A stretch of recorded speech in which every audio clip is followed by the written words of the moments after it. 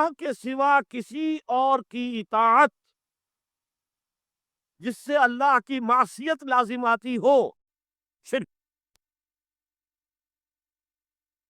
لا طاعت لمخلوق فی معصیت الخالق، مخلوق میں سے کسی کی اطاعت نہیں ہوگی کہ اس معاملے میں جس میں خالق کی معصیت لازم ہو۔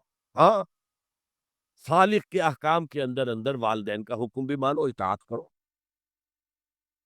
اساتذہ کا حکم مانو، کسی اور کو اپنا لیڈر مانا اس کا حکم مانو، لیکن ناٹ بیونڈ، وہ جو سرکل ہے کتاب و سنت کا، اس سے باہر نہیں۔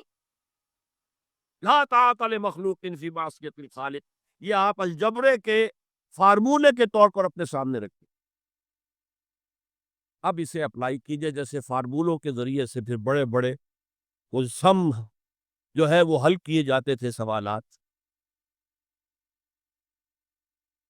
صبح کا وقت ہے، آنکھ بھی کھلی ہے، اذان کی آواز بھی کان میں آئی ہے، آپ کا نفس کہتا ہے ابھی سو دی۔ آپ نے اپنی چادر یا کمبل کو درست کیا اور کروٹ لیا، یہ کیا ہے؟ آپ نے کس کا حکم پیچھے پھینکا اور کس کا حکم مانا؟ اللہ کے حکم کو پیچھے پھینک دیا، نفس کے حکم کو آگے رکھ۔ یہ شرک، اس شرک کو جاننے والے بہت کم ہیں۔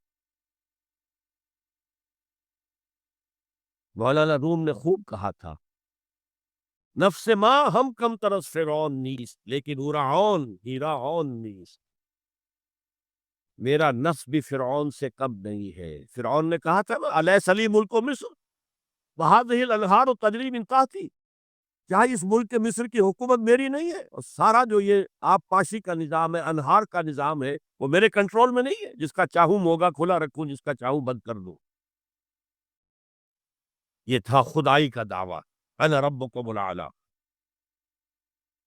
تو مولانا روح کہتے ہیں میرا نفس بھی اس سے کمتر نہیں ہے۔ وہ کہتا یہ جسم میرا ہے، اس پر میرا حکم چلے گا، میں نہیں جانتا کون اللہ کون رسول، کیا حرام کیا حلال۔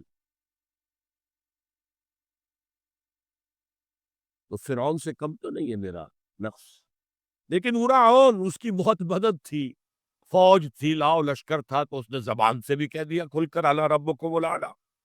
میں مسکین ہوں، غریب ہوں، میرے پاس کوئی طاقت نہیں ہے، میں زبان سے تو کچھ نہیں کہہ سکتا، اندر سے میرا نفس یہی کہتا۔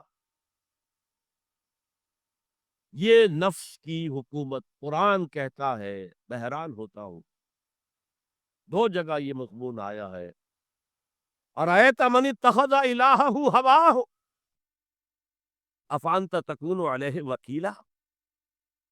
اے نبی، تم نے دیکھا اس شخص کو، اس کے حال پر غور کیا جس نے اپنی خواہش نفس کو اپنا الہ بنا دیا ہے۔ اللہ اکبر، الہ، لا الہ الا اللہ، کلمہ توحید کا مرکزی لفظ یہاں آ رہا ہے، من اتخذ الہہ ہواہ، جس نے اپنی خواہش نفس کو اپنا معبود بنا لیا، الہ بنا لیا۔ افانت تکون علیہ وکیلا، کیا آپ ایسے شخص کی کوئی ذمہ داری لے سکتے ہیں؟ سود حرام ہوا کرے جی، حرام ورام، ہمارا دھندا جو ہے وہ آگے بڑھ نہیں سکتا۔ تو اللہ کے حکم کو پیچھے ڈالا، نفس کے تقاضے کو آگے رکھا۔ کون معبود ہے آپ؟ نام عبداللہ رکھیے، نام عبد الرحمن رکھیے، ہے عبد النفس، نفس کے بندے، نفس کے غلام۔ یہ میں نے یوں سمجھیے کہ جیسے میں نے ہجرت اور جہاد کی ڈیفینیشنز کی تھی۔ ہجرت کا بیس کیا ہے؟ پوچھا گیا ایو ہجرت افضل ہو یا رسول اللہ، اے اللہ کے رسول بتائیے سب سے اعلیٰ ہجرت کون سی ہے، افضل؟ فرمایا ان تہجر ما کرہ ربک، ہر اس چیز کو چھوڑ دو جو تمہارے رب کو پسند نہیں۔ آج رات ہی سے آپ ہجرت شروع کر سکتے ہیں۔ جائزہ لیجئے کیا کیا چیزیں میری زندگی میں خلاف شریعت ہے، تو اللہ کو ناپسند ہے، فیصلہ کیجئے کہ آج کے بعد نہیں ہوگی، ہجرت شروع ہو گئی، افضل الہجرہ، سب سے افضل ہجرت شروع ہو گئی۔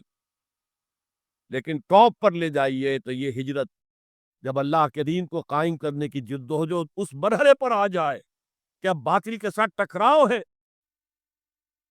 اور اب چاہیے کہ ساری قوت ایک مرکز پر جمع ہو جائے، ہجرت فرض کر دی گئی، وہ ہجرت گھر بار چھوڑ کر، اہل و عیال کو چھوڑ کر، اور مکے کے بھیڑیوں کے رحم و کرم پر چھوڑ کر اپنے گھر والوں کو جو لوگ ہجرت کر کے آئے، حکم تھا۔ ہجرت مدینہ فرض تھی، ہجرت حبشہ فرض نہیں تھی، صرف اجازت تھی کہ جن سے سختیاں نہیں جھیلی جا رہی مزید وہ چلے جائیں۔ تو ہجرت کا یہ ابتدائی نقطہ، انتہا یہ جہاد، المجاہد من جاہد نفسہ، جہاد تو یہاں سے شروع ہو گیا، اپنے نفس کے خلاف جہاد کرنا۔ صبح نفس نے کہا ابھی سو جاؤ، آپ نے نفس کی بات کو رکھ دیا، اپنا کمبل اٹھا کے پھینکا، اٹھے، وضو کیا، نماز کے لیے آپ مسجد چل دیے، آپ نے جہاد کیا نفس کے خلاف۔ یہ افضل الجہاد ہے۔ اور سب سے چوٹی اوپر یہ ہے کہ جب وہ حق و باطل کی جنگ ہو تو جان ہتھیلی پر رکھ کر میدان میں